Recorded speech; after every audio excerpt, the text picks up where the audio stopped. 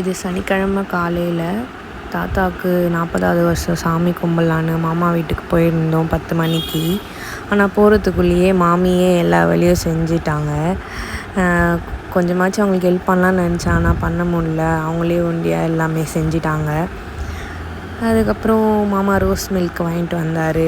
எல்லாமே குடித்தோம். பாட்டி வந்திருந்தாங்க, அம்மா வந்திருந்தாங்க, ஜோவிக் இருந்தான். எல்லோரும் ஜோவிக்கோட விளையாடிட்டு இருந்தோம். சிவானியும் ஜோவிக்கும் விளையாடிட்டு இருந்தாங்க. ஜாலியாக சிரிச்சிட்ருக்கான் பாருங்கள் ஜோவிக்கு எப்படி. அதுக்கப்புறம் சாமி கும்பிட ஆரம்பிச்சிட்டோம்.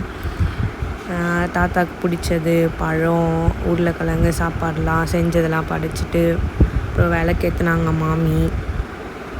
விளக்கேற்றிட்டு எல்லோரும் தாத்தாவை வேண்ட ஆரம்பிச்சிட்டோம். இந்த வருஷம் எல்லாருக்கும் நல்லபடியாக போகணும், யாருக்கும் எந்த பிரச்சனையும் வரக்கூடாது, எல்லோரும் சந்தோஷமாக இருக்கணும், யாருக்கும் எந்த லைஃப்பில் எந்த பிரச்சனையும் வரக்கூடாது, எல்லாருமே நல்லா இருக்கணும், உடம்புக்கு எந்த பிரச்சனையும் வரக்கூடாது, எல்லோரும் நல்லபடியாக இருக்கணும் அப்படின்னு எல்லோரும்